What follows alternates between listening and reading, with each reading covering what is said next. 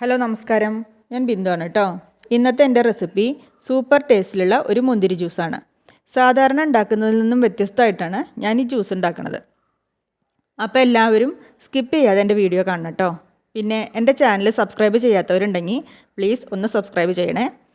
അതുപോലെ ഈ വീഡിയോ ഇഷ്ടമാവുകയാണെങ്കിൽ ലൈക്ക് ചെയ്യാനും ഷെയർ ചെയ്യാനും മറക്കരുത്.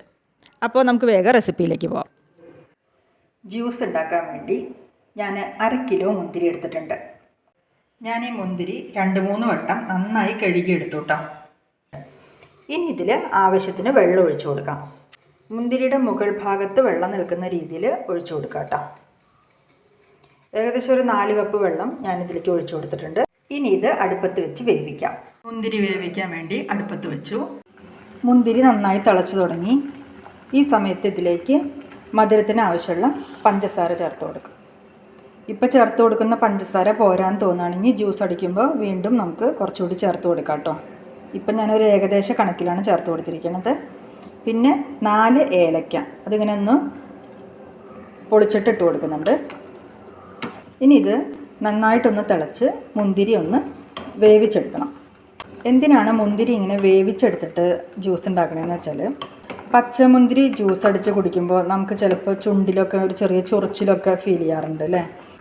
ഇങ്ങനെ വേവിച്ചിട്ട് ജ്യൂസ് അടിക്കുമ്പോൾ നമുക്കതുപോലെ യാതൊരുവിധ ചൊറിച്ചിലോ അല്ലെങ്കിൽ ഇങ്ങനെയുള്ള ബുദ്ധിമുട്ടൊന്നും ഉണ്ടാവില്ല.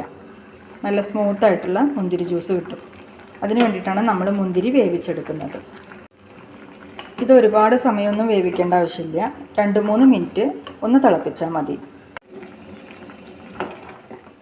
ഇത് ഏകദേശം 5 മിനിറ്റ് ഞാൻ തിളപ്പിച്ചു. ഇത് ചെറുതായിട്ടൊന്ന് കുറുകിട്ടോ, ഒരുപാട് കുറുകരുത്, ചെറുതായിട്ടൊന്ന് വെള്ളം ഒന്ന് ലേശം ഒന്ന് വറ്റണം. അപ്പോൾ ഇത് കുറുകി നന്നായിട്ട് വെന്തു. ഇനി നമുക്ക് സ്റ്റൗ ഓഫ് ചെയ്യാം. സ്റ്റൗ ഓഫ് ചെയ്തു. ഇത് നല്ല ചൂടുണ്ട് ഇപ്പോൾ. ഇനി ഇത് മാറ്റി വയ്ക്കാം. മാറ്റി വെച്ചിട്ട് ഇത് റൂം ടെമ്പറേച്ചർ ആവുന്നത് വരെ വെയിറ്റ് ചെയ്യാം. മുന്തിരി റൂം ടെമ്പറേച്ചറിലായതിന് ശേഷം ഞാനെടുത്ത് ഫ്രിഡ്ജിൽ വെച്ചു. ഇപ്പം അത് പുറത്തേക്ക് എടുത്തിരിക്കുകയാണ്. ഇനി നമുക്കിത് ജ്യൂസ് ഉണ്ടാക്കാം. ഇനി ഇത് മിക്സിയുടെ ജാറിലേക്ക് ചേർത്ത് കൊടുക്കാം. 2 പ്രാവശ്യമായിട്ട് ബ്ലെൻഡ് ചെയ്തെടുക്കുന്നതായിരിക്കും നല്ലത്. ഇനി ഇതിലേക്ക് ഒരു പകുതി ചെറുനാരങ്ങയുടെ നീര് കൂടി ചേർത്തിട്ട് നമുക്കിത് നന്നായിട്ടൊന്ന് ബ്ലെൻഡ് ചെയ്തെടുക്കാം. ഇത് നല്ല സൂപ്പറായി ബ്ലെൻഡ് ചെയ്തെടുത്തു. ഇനി ഇതൊരു പാത്രത്തിലേക്ക് അരിച്ചൊഴിക്കാം.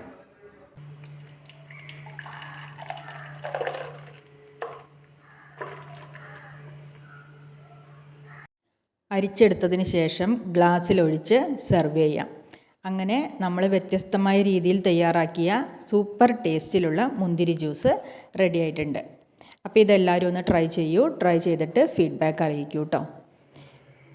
അപ്പോൾ ഈ വീഡിയോ നിങ്ങൾക്ക് ഇഷ്ടമായി എന്നുണ്ടെങ്കിൽ ലൈക്ക് ചെയ്യുക, ഷെയർ ചെയ്യുക, കമൻറ്റ് ചെയ്യുക. പിന്നെ എൻ്റെ ചാനൽ സബ്സ്ക്രൈബ് ചെയ്യാൻ മറക്കല്ലേ. ബെൽ ബട്ടൺ കൂടി ഒന്ന് പ്രസ് ചെയ്യണം കേട്ടോ. അപ്പോൾ അടുത്ത വീഡിയോയിൽ കാണുന്നത് വരെ എല്ലാവർക്കും നന്ദി, നമസ്കാരം.